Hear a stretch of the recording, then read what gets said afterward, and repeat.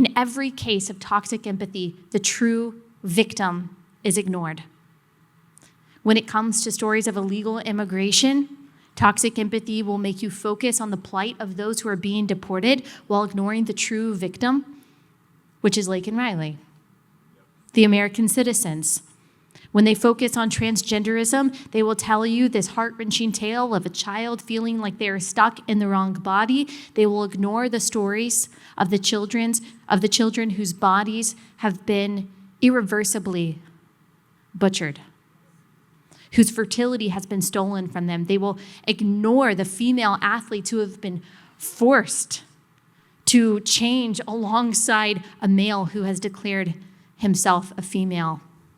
When it comes to stories of crime or social justice, they will focus again on the sad stories that the criminals have endured during their childhood. They will ignore the actual victims of those crimes. When it comes to the definition of marriage, they will ignore the babies being forced to be fatherless or motherless.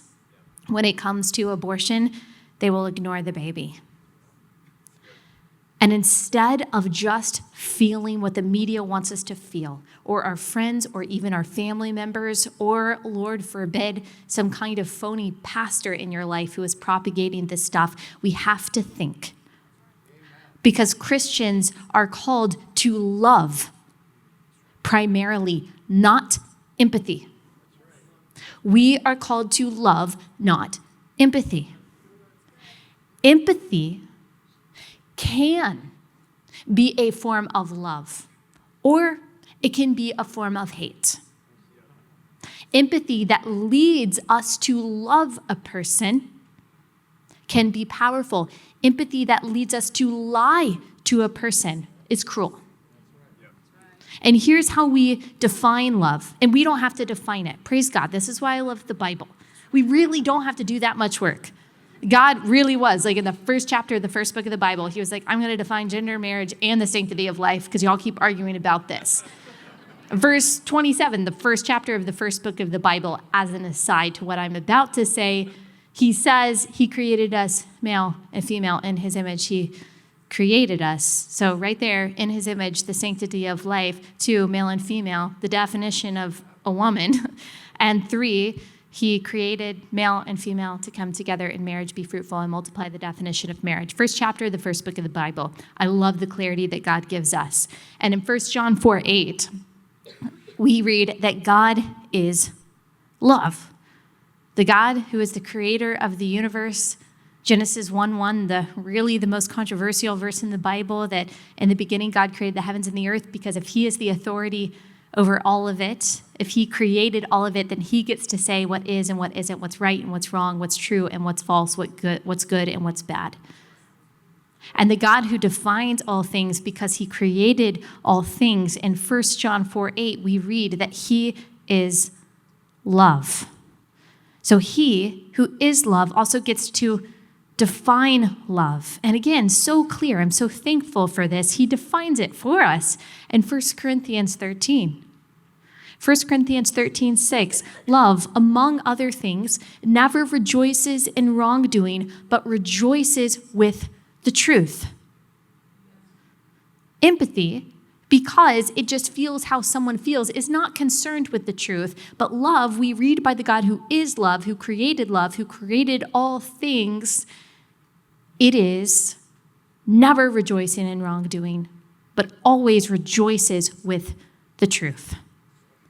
So our empathy, like all feelings, must be guided by the truth, both factual truth and biblical truth.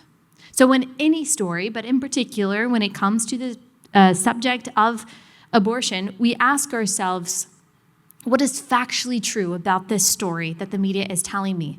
What stories are they leaving out? What is the other side of this moral equation? What facts are not there? What euphemisms are they using? What victim are they hoisting up? Is there another victim they're not talking about? But also, what is the biblical truth about abortion? What does God have to say about abortion? In every conversation about abortion or about IVF, or about surrogacy, we go back to this question: what about the baby? What about her rights? What about her pain?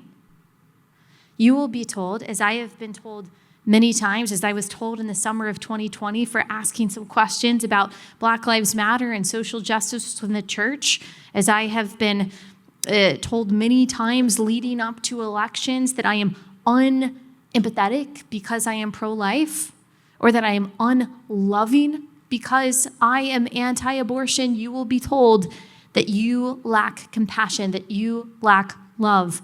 But again, if God is love, if he defines love, then the most loving thing you can do is agree with him.